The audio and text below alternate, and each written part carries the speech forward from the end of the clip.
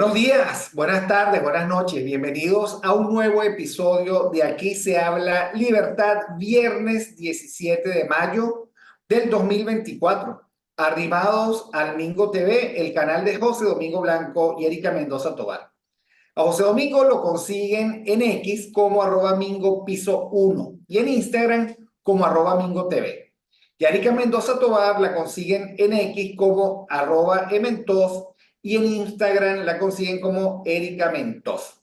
Por Instagram ellos se mueven más, la verdad, y anuncian los programas, etcétera, y vale la pena seguirlos, vale la pena.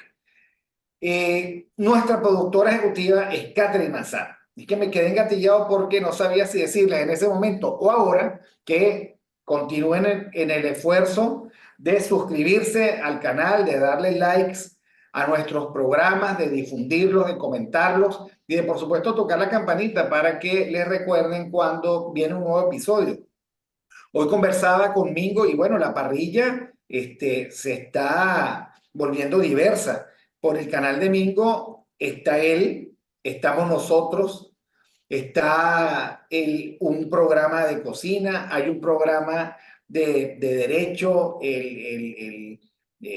y derechos humanos, de derechos y de derechos humanos. Así que la cosa se vuelve interesante, además de los programas cortos de Floris Caray, etcétera. Así que bueno, se los recomiendo, vale la pena. Hoy viernes estamos como todos los viernes, con el profesor Daniel Laud. El profesor Laud es economista e historiador y como ustedes saben, pues sobre la base de la economía y la historia nosotros todos los viernes echamos un cuento o varios cuentos. Y conversamos antes de comenzar el programa, pero interrumpimos para poderlo hacer con ustedes sobre el tema de las crisis. Y me encantaría saber desde el punto de vista económico y haciendo referencias históricas, ¿qué significa crisis? Crisis, ¿qué significa eso de que nos podrían eventualmente entregar un país en crisis? ¿Qué significa eso? Y vamos a ver, y vamos a recordar de alguna manera, cuántas de esas crisis ocurrieron entre 1900 y 2024. Bienvenido, profesor Laud, que nos siguen en X como @Daniel Laud con H intercalada. Ok, bueno, buenos días, buenas tardes, buenas noches, como dices tú, Víctor. Y bueno, eh, habíamos quedado en que íbamos a hacer un programa sobre las crisis y bueno, vamos a comenzarlo, ¿no? Okay, de hecho, el siglo XX, que es lo que tú estás comentando, que desde 1900 hasta el 2024, el siglo XX se estrena en crisis, ¿ok? Es más, de hecho, los últimos años del siglo XIX en Venezuela fueron años en los cuales los precios del café se habían caído de una manera muy importante, ¿ok? Y eso provocó varias cosas, ¿no? En primer lugar, provocó una crisis económica dentro del país y que eso se profundizó con la suspensión de pagos de la deuda externa, ¿no? Esa fue la última suspensión que nosotros hicimos en el siglo XIX, que fue una suspensión larguísima, ¿no? Porque de hecho los gobiernos de lo que se llama el liberalismo amarillo son los que suspenden los pagos de la deuda externa. Y aquí tenemos que comentar alguna cosita para que los oyentes estén claros, ¿no? O sea, Venezuela nació con deuda, ¿no? Porque una de las cosas que a nosotros nos cuentan en la historia es que el Libertador perdió toda su fortuna por darnos la libertad y eso no es cierto, ¿no? El Libertador mantuvo su fortuna, pero el Libertador endeudó el país o endeudó los tres países que independizó, que fueron Ecuador, Colombia y Venezuela. Y bueno, y cuando comienza el periodo republicano, porque esas tres naciones se dividen, ¿ok? Entonces a Venezuela le toca asumir una parte de esa deuda, ¿ok? Y eso va a pesar constantemente sobre Venezuela en el siglo XIX, ¿no? De hecho, incluso la deuda se fue acrecentando porque en algunos momentos el gobierno suspendía los pagos y cuando suspende los pagos pasa como cuando una gente deja de pagar la tarjeta de crédito, que los intereses se acumulan, ¿ok? Y entonces la deuda va creciendo, ¿no? ¿Ok?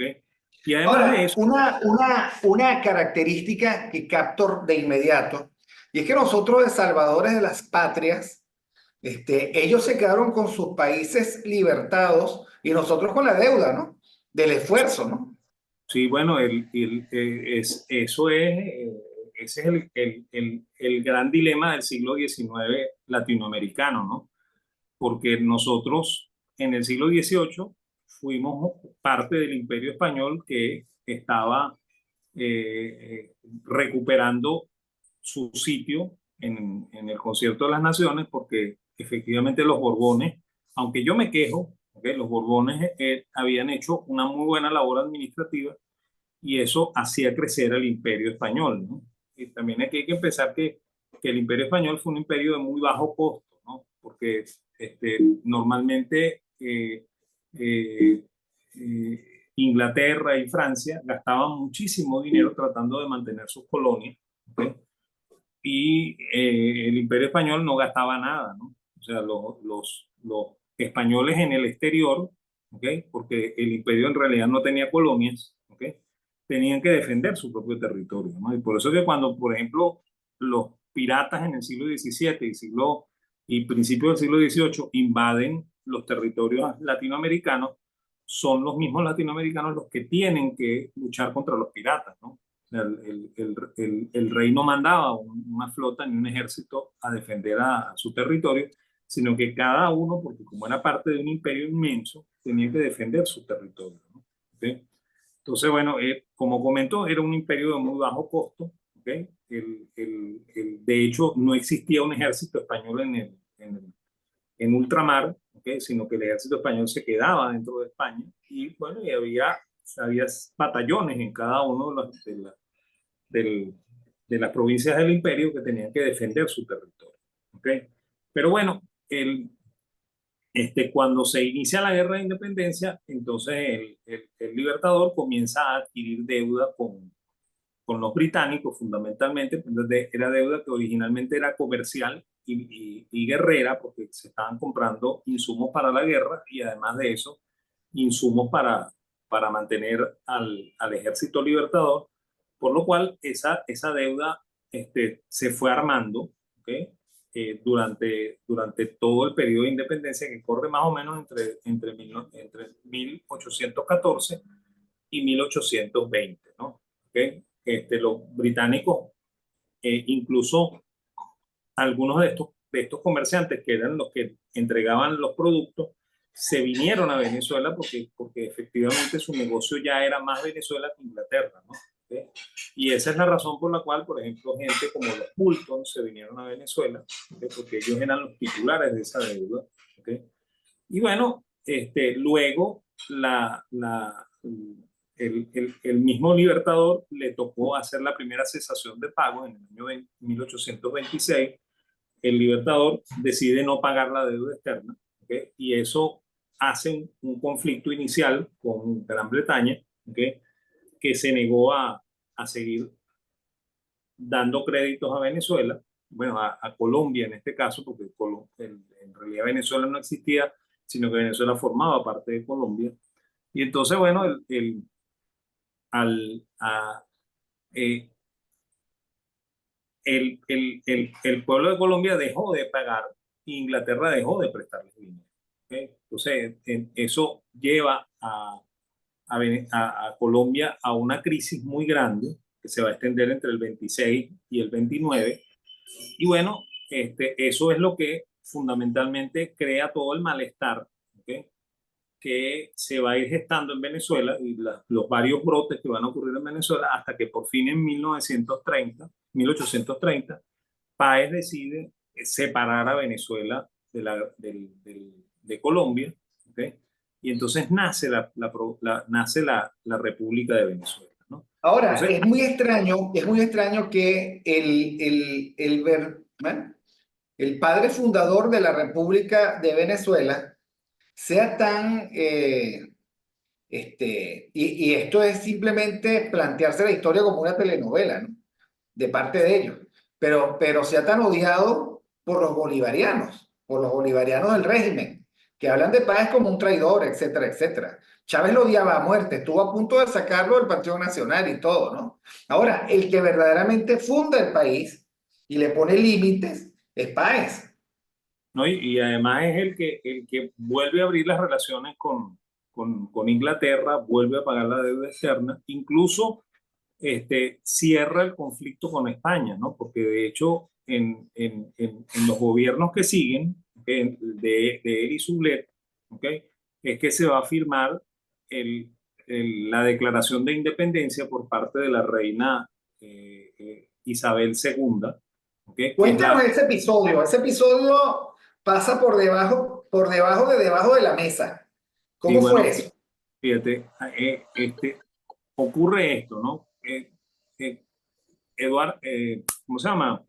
Fernando VII, que es quizá uno de los reyes más nefastos de la historia de España, ¿ok?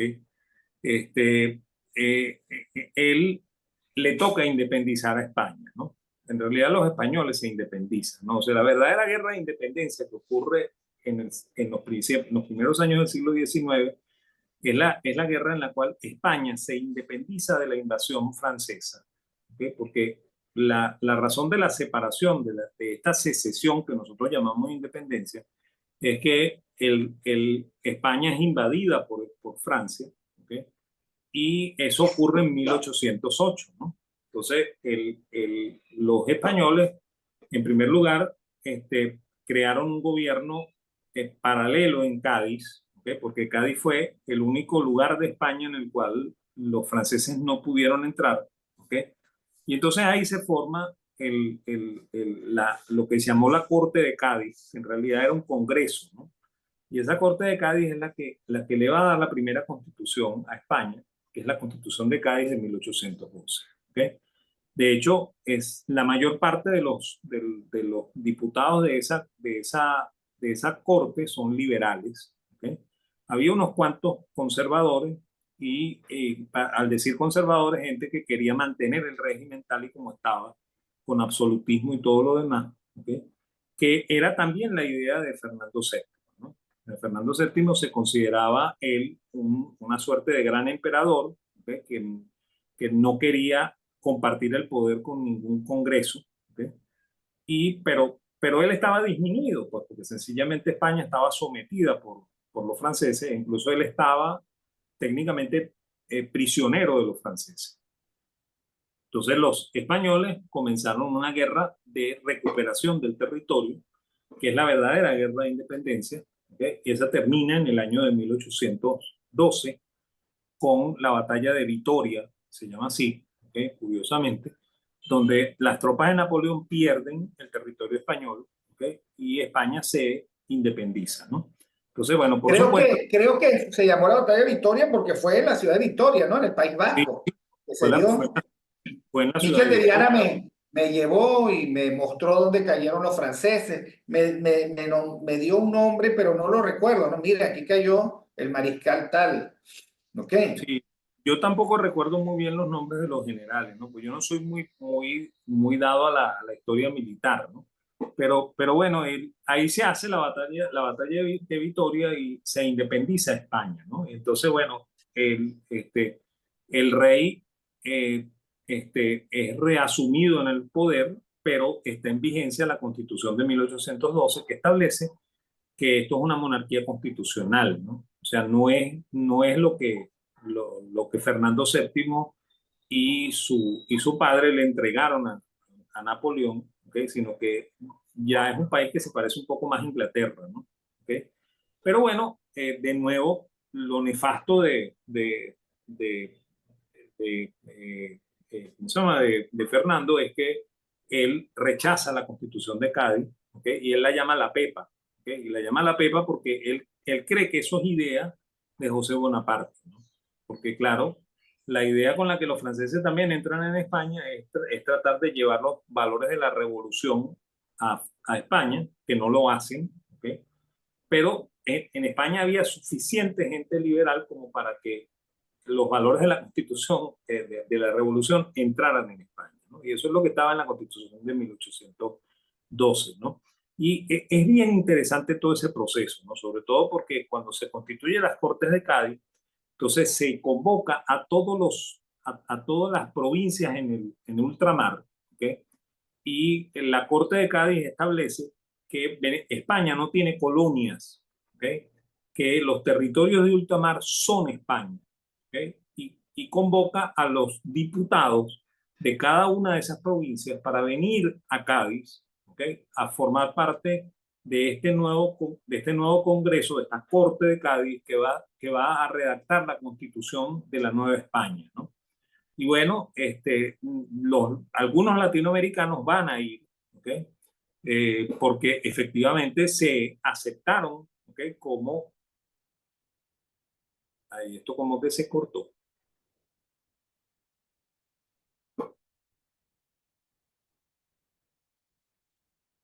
¿ok? Creo que yo fui el que me quedé en en la línea, ¿no? Entonces, bueno, vamos a seguir con esto, ¿no? Efectivamente, la Corte de Cádiz declara que todas las provincias son parte del imperio, que esto no son colonias, que jamás fueron colonias, ¿ok?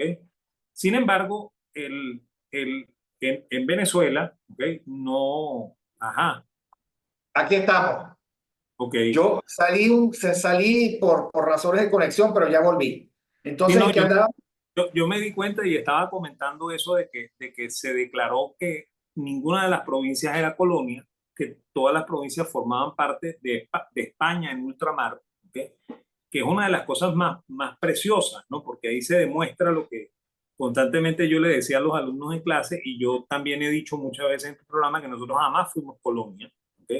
De hecho, la prueba evidente de que nosotros no fuimos colonia es que los reyes de España constituyeron desde el 1512 universidades en Latinoamérica, ¿ok? Que es una cosa que los franceses no hicieron en sus territorios, que los británicos no hicieron en sus territorios. ¿Okay? Hoy se dice que, por ejemplo, la Universidad de Harvard nace en la colonia británica, y eso no es cierto, ¿no? Porque en la colonia británica existía un colegio en Harvard que en realidad era un seminario en el cual se preparaba a los pastores protestantes, ¿okay?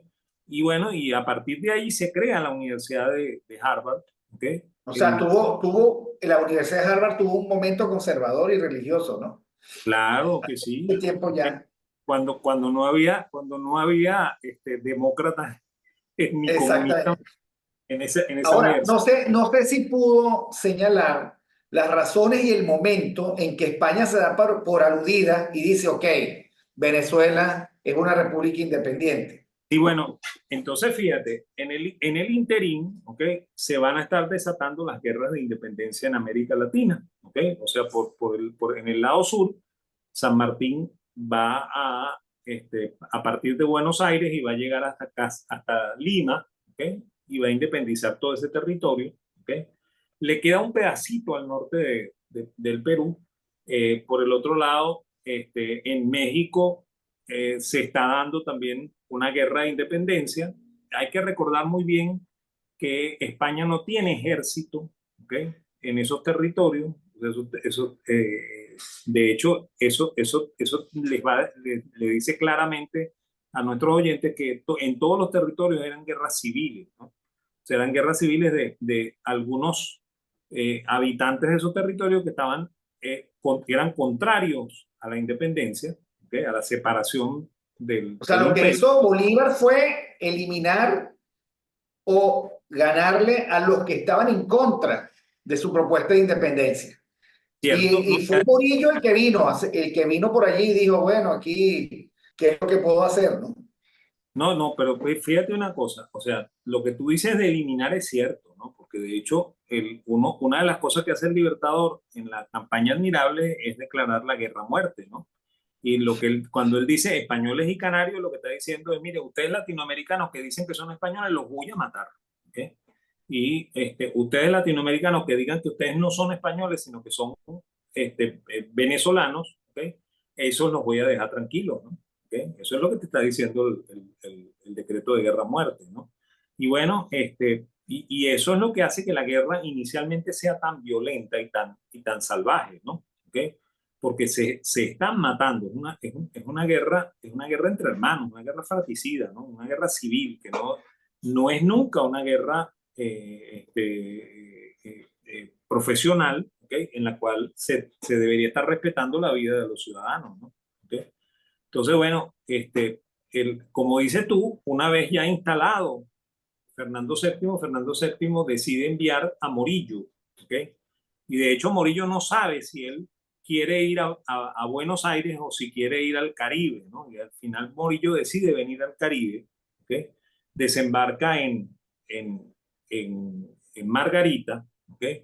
Y él viene con moneda española también, con la intención de fortalecer al imperio español, de que circule la moneda española, que no circulen las monedas que estén emitiendo estos señores que están en rebeldía contra el rey, ¿okay? Pero Morillo se va a dar cuenta lentamente, ¿okay? Que España ya no tiene nada que buscar en el Caribe, ¿no? O sea, que efectivamente el, el movimiento que lidera Bolívar tiene muchísima más fuerza que la posibilidad de que España se quede aquí, ¿okay? Ojo con eso no quiere decir que ya no había partidarios de España, ¿no? Los indígenas, sobre todo, eran pro rey de España, ¿ok? Y la hermana de Bolívar, ¿no? Y bueno, pero es que ahí hay una cosa bien curiosa, ¿no? Acuérdate que los Bolívar son dueños de la fortuna más grande que hay en la provincia de Venezuela, ¿no? Ellos son dueños incluso hasta de la única mina que hay en la provincia, ¿no?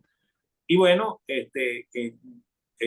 María Antonia se declara la heredera de eso, ¿okay? Tras la muerte de Juan Vicente, ¿okay? Y Bolívar también, ¿no? ¿Okay? Y de hecho, muchas de las batallas de Bolívar son el intento de volver a Caracas, ¿okay? Porque Caracas es la sede de la herencia de ellos, ¿okay?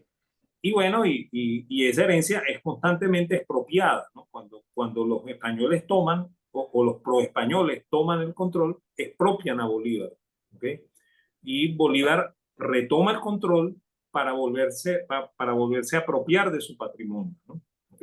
De allí que Lo, su decreto de guerra-muerte era muy oportuno. claro, ¿no? Y pasa también una cosa, ¿no? Que como Bolívar no tiene heredero, ¿ok? Que esa es otra cosa que es uno de los grandes misterios de la historia, porque este hombre no era un hombre casto y puro, ¿no? Era un hombre que con como dicen por ahí, no podía haber una falda, ¿no? Entonces, él no tiene hijos, ¿no? Juan Vicente, su hermano, tiene hijos naturales, ¿okay? Él no se había casado a la muerte, ¿okay? Y tiene varios hijos naturales, ¿no? ¿Okay? Que Bolívar los va a reconocer como hijos de él, ¿okay? Pero son hijos de Juan Vicente, ¿okay? Pero Bolívar no tiene herederos, ¿no? Y eso es lo que va a provocar que cuando Bolívar muera en 1830, María Antonia se apropie del patrimonio de los Bolívar y se convierta en la dueña absoluta del patrimonio, ¿okay? Claro, no tiene herederos, pero por lo visto tiene muchísimos descendientes, ¿no?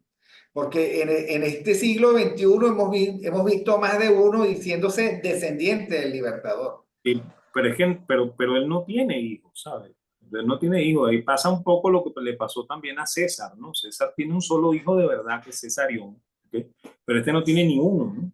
¿Okay?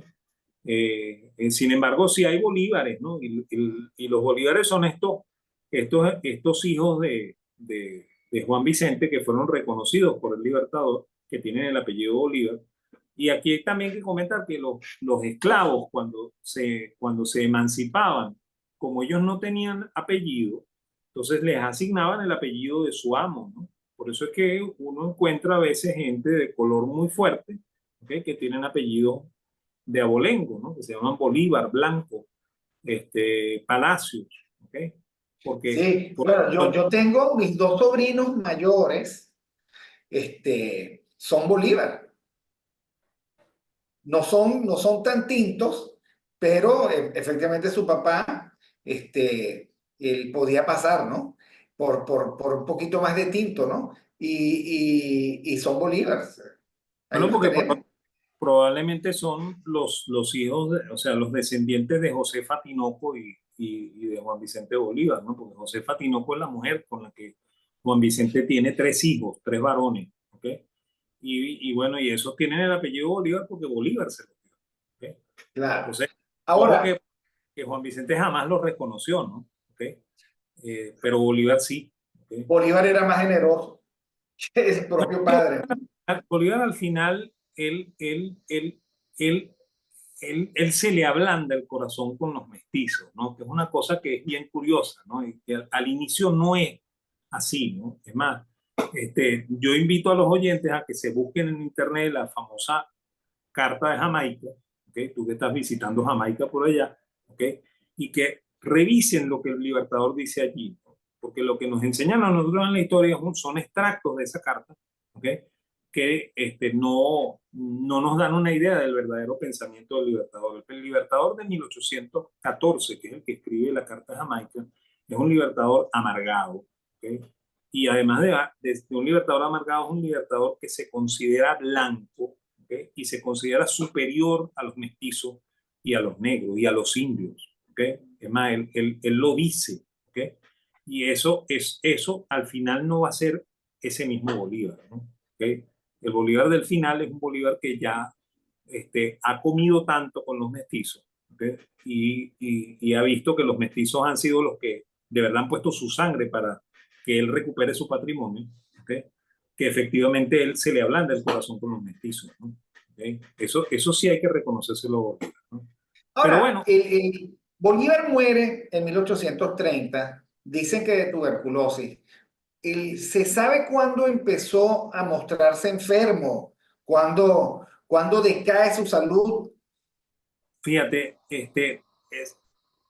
ahí hay varias teorías, ¿no? ¿Okay? La teoría de que él que tiene efectivamente tuberculosis sale de los reportes del doctor Reverand, ¿okay? Que es el doctor que lo está atendiendo en San Pedro Alejandrino, ¿okay? Él parece que la noche septembrina, que es la noche en la cual los soldados eh, aliados de Francisco de Paula Santander tratan de matar a Bolívar, que Bolívar está pasando la noche con, con esta Manuelita Manuelita. Sanz. ¿Okay? Entonces él se arroja desnudo del balcón de la casa y va a pasar esa noche, que es una noche de lluvia, ¿okay? Y fría ¿cómo se llama? En Bogotá, ¿okay? Bajo un puente, ¿okay? Mientras esto se resuelve, ¿no? ¿Okay? Y bueno, según lo que parece, él se resfrió en esa noche, ¿okay? Y desde ahí comienza a tener unos síntomas de problemas pulmonares, ¿no? Yo no estoy muy seguro de que eso haya sido efectivamente tuberculosis, ¿okay? Porque si es tuberculosis, Manuelita también tendría tuberculosis, Manuelita no la Claro. tiene. Manuelita va a vivir muchísimo, ¿ok? Es más, después de eso, incluso fíjate, la historia de Manuela es bien curiosa, ¿no? Porque Manuela se va a convertir en amante de Simón Rodríguez, ¿no? Y Simón Rodríguez es un viejo, mucho más viejo que ella, ¿no? ¿Ok? Es más, de hecho, parece que Ese Simón cuento Rodríguez, lo echa Bular Pietri en una de y, sus novelas. y bueno, y No Simón recuerdo el Rodríguez, nombre de la novela. La y esposa del doctor Thorne, como que se llamaba. no, es la esposa del doctor Tornes, es una novela que escribe el escritor venezolano Dencil Romero, ¿ok? Ah, ok. Una novela erótica, ¿no? Ya, Porque Manuelita da para hacer una novela erótica, ¿no? claro. Y el doctor Tornes es el verdadero marido de El Manuelita. primer, sí, el verdadero. No, recuerdo que lo hizo Ulan Pietri, precisamente ese episodio entre Manuelita y Simón Rodríguez, No, etcétera. al final, Simón Rodríguez, que también vive mucho tiempo, ¿ok? Ajá. termina, termina viviendo con Manuelita y yo no sé si eso es cierto o no, ¿no? Pero cuentan que Simón Rodríguez se fastidió de Manuelita, ¿ok? Y le dice a ella, mira, ¿sabes cómo es la cosa? Vamos a dejar la cosa así de este tamaño porque dos soledades juntas no se aguantan. Eso es lo que parece que le dijo Simón Rodríguez a Manuelita, ¿no? ¿Ok? Pero bueno, ella vive muchísimo más que él, por lo cual, La isla de Robinson es La de Ular Pietri, la Es- isla de Robinson. La de Robinson es eso, porque claro, el Robinson es Rodríguez, ¿no? Porque Claro. Rodríguez, ¿sabes que Rodríguez es hijo de un cura, ¿no? Rodríguez, igual que todos los Rodríguez, ¿ok? Bueno, todos los Rodríguez, no todos los Calcaño, porque el verdadero apellido de él es Calcaño, ¿ok? Son hijos del cura Calcaño, ¿ok? Y Rodríguez se niega a ser hijo del cura Calcaño. Él cree, él no quiere seguir viviendo en esa hipocresía en la cual el cura Calcaño vive con la señora que limpia la iglesia, ¿okay? Pero él la tiene como si fuese la cachifa de la iglesia, pues, ¿okay? Pero en realidad él es su mujer y él vive con ella y tiene hijos con ella, ¿no? Y muchos de los hijos del cura Calcaño son músicos, ¿no? ¿Okay? Y de hecho, la famosa Teresa Carreño es nieta de uno de los hijos del cura, ¿no? O sea, es nieta del cura, ¿no? Es hija de uno de los hijos del cura, ¿no? ¿Okay? Claro. Bueno, Simón Rodríguez, su nombre verdadero es Simón Calcaño, ¿ok? Y Rodríguez es el apellido de la madre, ¿no? Y entonces él se quita el apellido del padre y se hace llamar Rodríguez, ¿no? Y cuando él se va de Venezuela, ¿ok? Que ahí también hay un misterio detrás, porque siempre dicen que él está huyendo, ¿ok? Yo no creo que él esté huyendo, yo creo que él está huyendo de sí mismo, ¿no? ¿Ok? Porque él no quiere seguir siendo Simón Calcaño, ¿ok? Y bueno, él va a asumir en los países de habla inglesa que su apellido es Robinson, ¿ok? Por eso es que es el cuento de la isla de Robinson, ¿no? ¿Ok? Pero bueno, volviendo al tema que es Sí, es nuestro, más plausible esa hipótesis de que el tipo agarró el resfriado, derivó en neumonía y además el viaje, irse hacia la costa colombiana lo terminó de matar. Por menos, Alexander se murió. claro, ¿no? Y fíjense, lo que hay que tener bien claro es que Bolívar está en San Pedro Alejandrino tratando de mejorarse de esa gripe horrible que tiene, ¿ok? Porque él lo único que quiere es irse, ¿ok? Porque aquí ya todo el mundo le ha dado la espalda, ¿no? O sea, por un lado Páez, ¿ok? Le ha dicho que él no puede seguir, o sea, que Colombia no va a seguir y que Venezuela se separa, ¿ok? Al poco rato, los quiteños también dicen lo mismo, ¿no? Y ahí el líder es un venezolano, ¿okay? Que es el Juan José general, Flores. ¿no? El Juan José general Flores. Flores, ¿okay? El general Flores también organiza a la gente en Quito y declaran separado Quito de Colombia, ¿ok? Y entonces Nueva Granada queda solita, ¿no? ¿Ok? Y bueno, el Libertador hace un intento de una cosa que se había hecho muchas veces, ¿no? Cada vez que el Libertador perdía poder, ¿ok? El Libertador iba al Congreso y renunciaba, ¿ok? Y cuando renunciaba, entonces el Congreso se ablandaba y entonces le decía a Bolívar, no, mira, vamos a hacer una cosa, le vamos a dar plenos poderes, ¿no? Y convertían a Bolívar en dictador, ¿ok? Entonces ahí Bolívar se refortalecía y volvía otra vez con los fueros, ¿no? Entonces, bueno, de hecho, él va a renunciar ante el Congreso de Bogotá y el Congreso de Bogotá le va a decir, mire, señor, usted sabe cómo es la cosa, váyase, ¿ok? Y Y le bueno, dijo, le aceptamos la renuncia. eso descorazona al Libertador, ¿ok? Y eso agrava aún más el malestar que él tiene, ¿ok? Y Claro, le por eso baja la defensa. O sea, se pues, va, no, se va a San claro, Pedro Alejandrino. porque es que la tuberculosis es otra cosa, ¿no? Sí, él se va a San Pedro Alejandrino y entonces ahí empieza la agonía, ¿no? ¿Okay? El hombre dice que se va a morir, él mismo dice que se va a morir, incluso hace testamento, ¿no? ¿Okay? O sea, el hombre está convencido de que él se va a morir, ¿no? Hay una cosa que efectivamente mata a la gente, que es cuando la gente dice que se va a morir, ¿ok? O Es sea, así. mire, a mí nunca se me olvida la anécdota esa que me contaron acerca de Julio, del Papa Julio, que fue el que mandó pintar la Sixtina, ¿no? Y entonces las peleas entre él y Miguel Ángel son, bueno, atroces, ¿no? Son peleas en las cuales Hay una Miguel Ángel, película excelente sobre eso. que se llama Entre La Agonía y el, ¿cómo se se llama así, llama? La Agonía y el Éxtasis. ¿Ok? Exactamente, Que, con el que, Charlton Heston. que hace de Julio es Rex Harrison, ¿ok? Y Ajá, Charlton Heston es el que hace de Miguel de Ángel. Miguel Ángel. Y bueno, y al parecer lo que ocurre en la película es totalmente cierto, ¿no? O sea, Julio dice, me voy a morir y se tira en la cama, ¿no? Y el hombre se está muriendo, ¿no? Y entonces Miguel Ángel, que no quiere que el Papa se muera, entra en el cuarto del cura y empieza a pelear con el Papa, ¿no?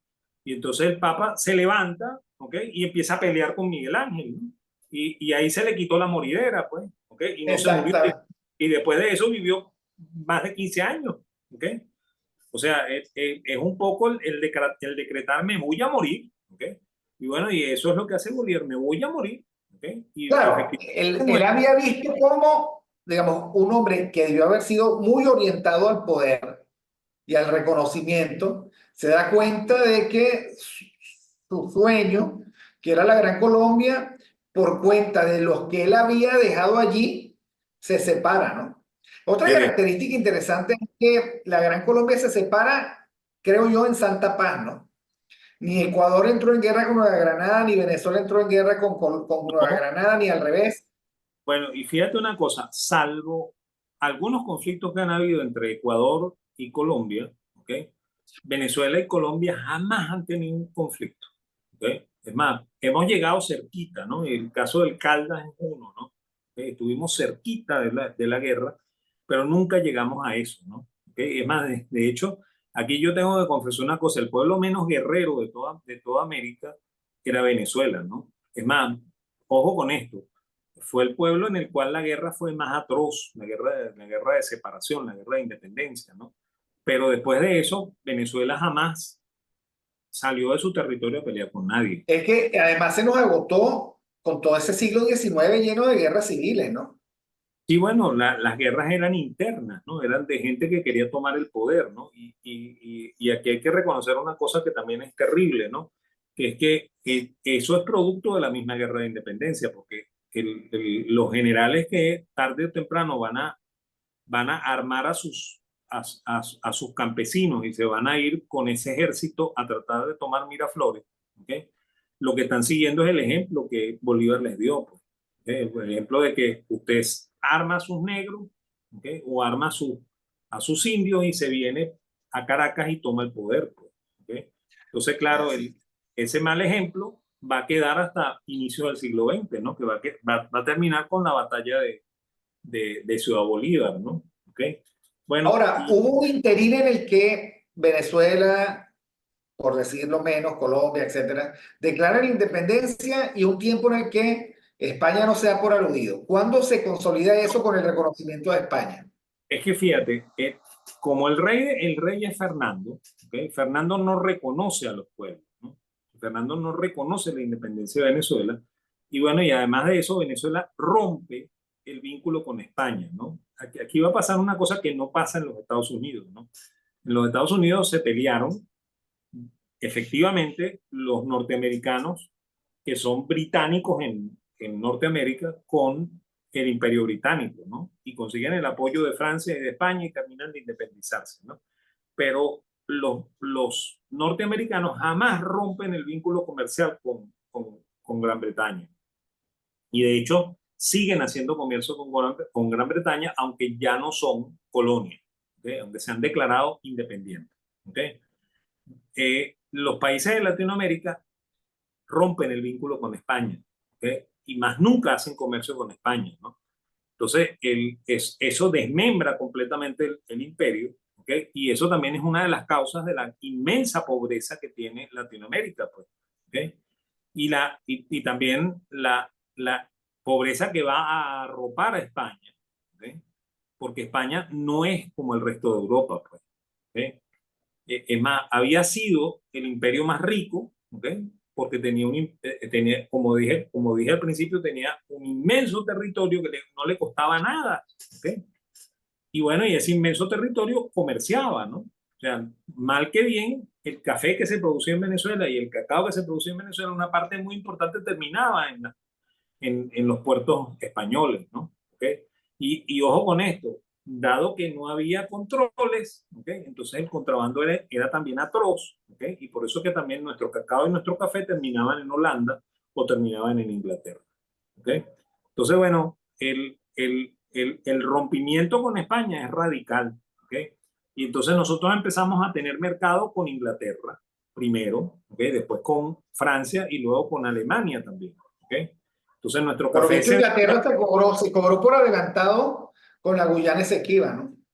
Claro, no, no. Y es que la Guyana, la Guayana Esequiba es un cuento también interesante, ¿no? Porque acuérdate que uno de los edecanes del Libertador es O'Higgins, ¿no? ¿Ok? Perdón, O'Leary, ¿ok? Y O'Leary es británico de pura cepa, ¿no? Y O'Leary es el que le insiste al Libertador que él tiene que respetar a los británicos ahí, no se tiene que meter para allá, ¿ok? Y bueno, y O'Leary consigue, ¿ok?, abogar muy bien por el imperio español, por el imperio británico, ¿no? Y de hecho, el Bolívar tiene mucho de culpa en el proceso de la Guyana, ¿ok? Porque él jamás, ¿ok?, presentó conflicto contra Inglaterra, ¿ok? Claro. Eso es una cosa que nosotros no decimos en la historia, ¿ok? Y que no se quiere decir, pues, ¿ok? Y más bien se habla de lo mal que bueno, los británicos siempre se han portado mal, ¿no? Pero siempre se habla de lo mal que se portaron los británicos, pero nunca se habla de lo mal que nos portamos nosotros también, ¿ok? Claro, de repente le sembraron al Libertador una gente como Edecán, ¿no? A O'Leary. Claro, es que uno de los objetivos de O'Leary era tratar de que el Libertador no presentara conflicto contra Inglaterra, ¿ok? Porque Inglaterra quería ese territorio.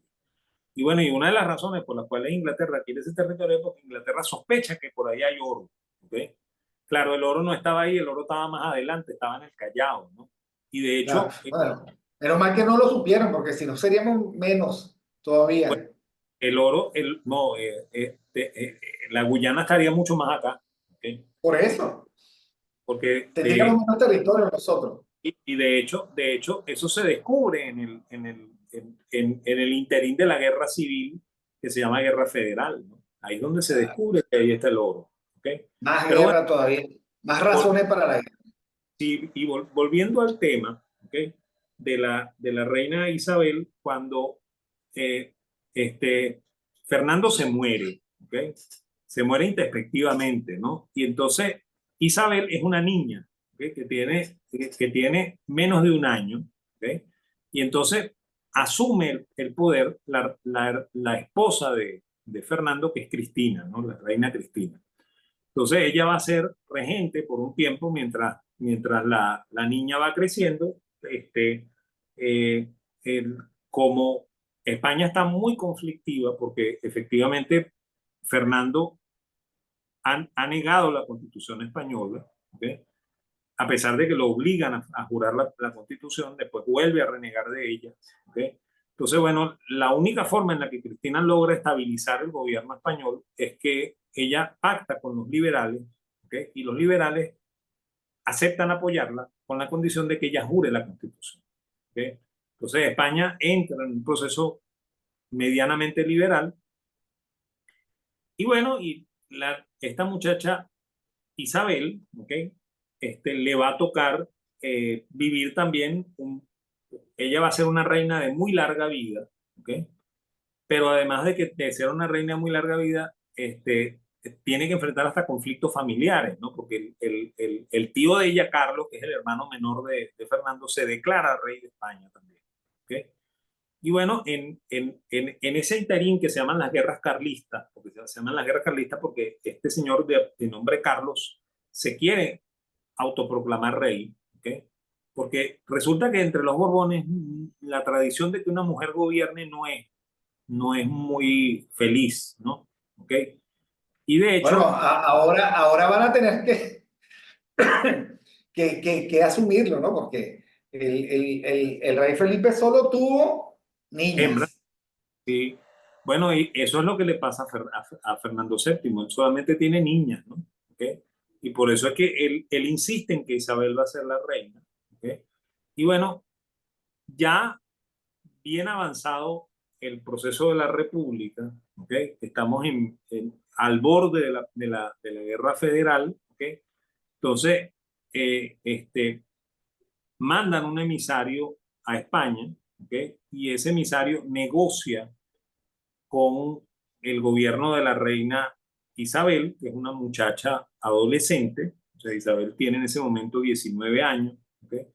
Y bueno, se negocia la firma de la aceptación de la independencia de Venezuela por parte de España. ¿Okay? Entonces, ahí es cuando efectivamente se acaba la independencia, ahí es cuando esto se convierte en guerra de independencia, pues, porque la reina de España reconoce, ¿okay?, que ese territorio que se llama Venezuela ya no es España. ¿Okay? De hecho, su papá no lo reconoció, ella al inicio, como era una niña, no lo hizo. ¿Okay? Ahora, ya de adolescente entrando en la madurez, dice que Venezuela es independiente. ¿Okay? Entonces, ahí es cuando de verdad, nosotros estamos nos podemos declarar independientes. ¿Okay? Y bueno, lamentablemente para nosotros ese proceso de independencia le costó a Venezuela esa deuda. ¿Okay? Y esa deuda que inicialmente el Libertador se negó a pagar en el año de 1826 y que causó todo el conflicto que termina en la separación de Colombia. ¿Okay? Este, eh, una vez que llegue Monagas al poder, porque Monagas es el otro personaje que este, eh, trata de montar un gobierno dictatorial, ¿okay? Se niega a aceptar el poder, el poder legislativo. ¿Okay? Y aquí hay que comentar una cosa bien interesante, ¿no? La Constitución de 1830, que para mí es la mejor constitución que tuvo Venezuela, ¿okay? Y es la constitución de más larga data, ¿okay?, que tuvo Venezuela. ¿Okay? Fue una constitución en la cual los tres poderes tenían identidad de poder. ¿Okay? Y de hecho, a pesar a pesar de que era una república presidencialista, el presidente estaba supeditado al poder legislativo. A Monagas no le gustaba eso. ¿Okay? Y Monagas se declara eh, presidente sin, o sea, no es que se declara, él organiza un asalto al Congreso. ¿Okay? Se matan a varios diputados. ¿Okay? Y los diputados desde ese momento se amilanan. ¿Okay? Y se someten a la dictadura de Monagas, ¿no? Y bueno, Domestica el poder legislativo, lo somete y entonces empieza a ser un tirano.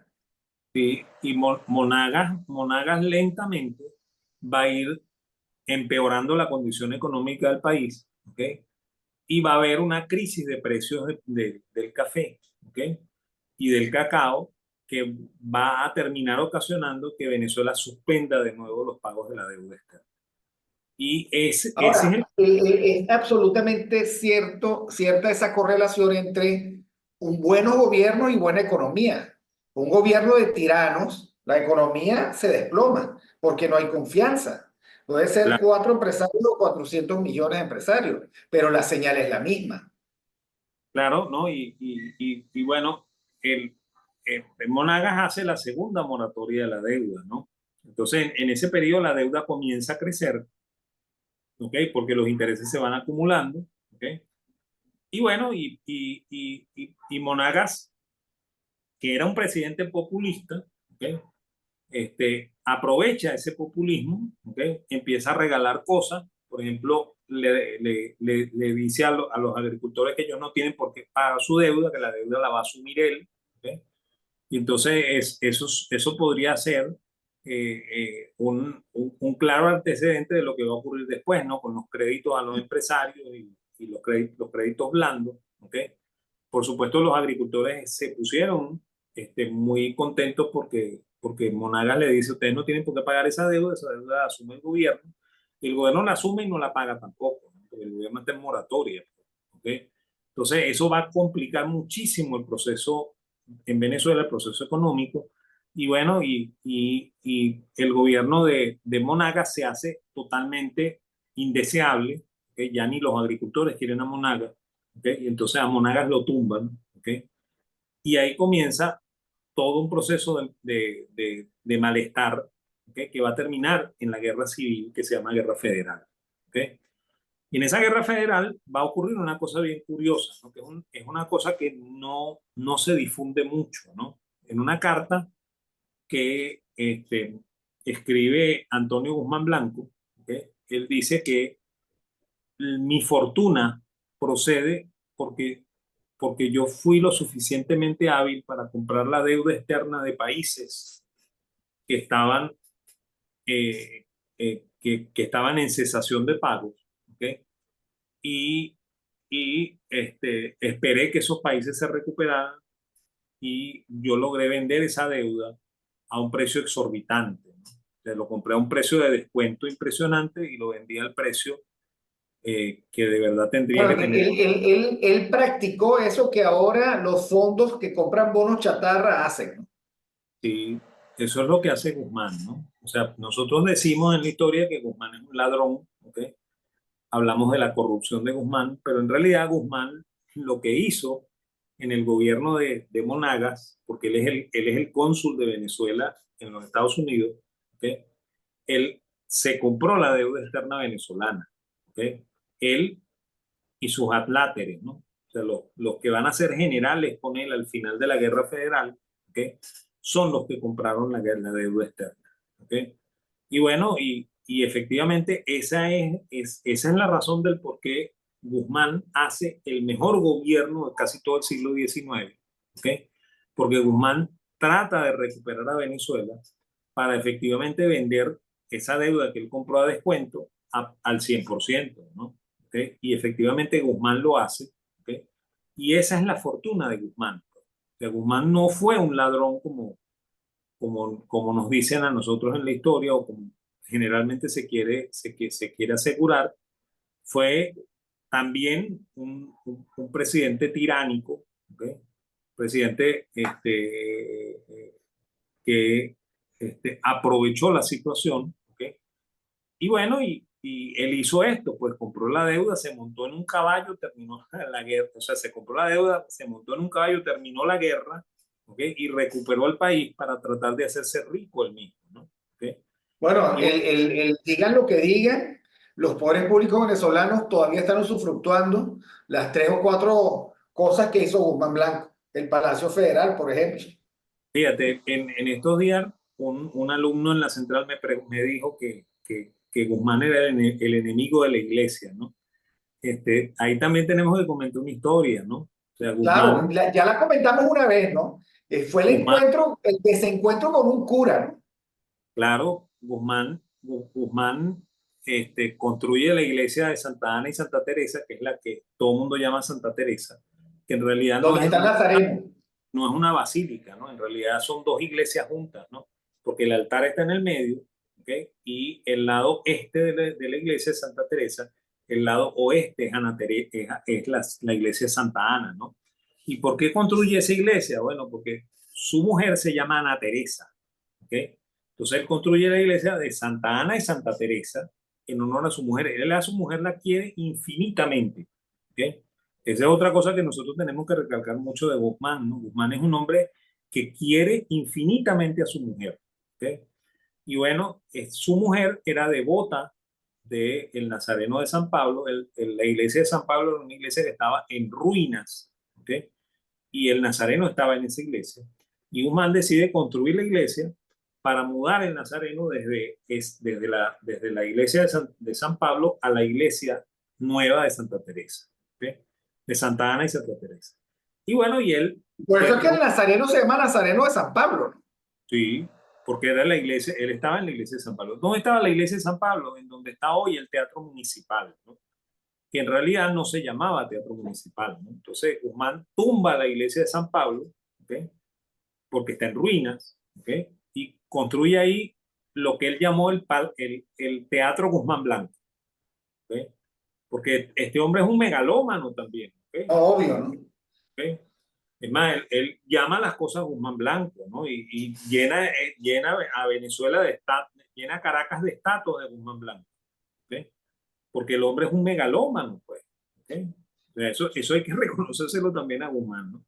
Y bueno, y además, Guzmán también expropia la iglesia de la Santísima Trinidad, que es una iglesia que no tiene techo, ¿okay? Que en el terremoto del 12, ¿okay? Esa iglesia se vino abajo, ¿okay? O sea, se le vino abajo el techo y no era una iglesia funcional, ¿no? Entonces Guzmán reconstruye el techo, la expropia, ¿okay?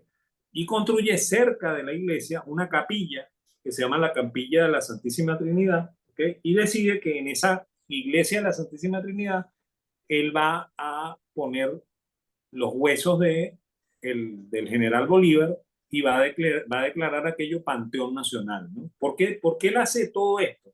Bolívar era devoto, ¿okay? De la Santísima Trinidad, ¿okay? Se llama Simón José Antonio de la Santísima Trinidad, ¿no? Entonces él decide poner a Bolívar en esa iglesia bueno, en donde estaba esa iglesia, porque esa era la devoción de él, pues, ¿okay? Y crea una iglesia cerquita en la esquina de Santa Bárbara que se llama la Capilla de la Santísima Trinidad, ¿okay? O sea, estamos ante un hombre que ha construido 3 iglesias, ¿no? Y después va a Sí. construir la Santa Capilla, una cuarta iglesia, ¿no? Entonces todo el mundo dice que es enemigo de la iglesia. O sea que Sí. estamos ante una mentira evidente, ¿ok? Y hubo que esperar a Guzmán Blanco para meterle mano a Caracas, ¿no? Caracas estaba devastada por el terremoto, por lo que usted cuenta, ¿no? Por el terremoto ¿No? del 2. Mira, venían los viajeros de Europa, ¿ok?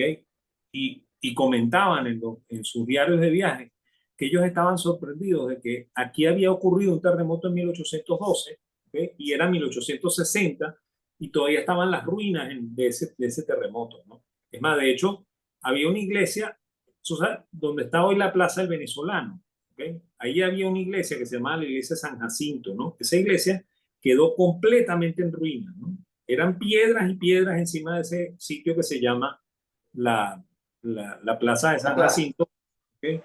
Y bueno, y Guzmán, cuando hace el primer gobierno, que es el septenio, ¿okay? Guzmán decide construir la Plaza Bolívar, ¿no?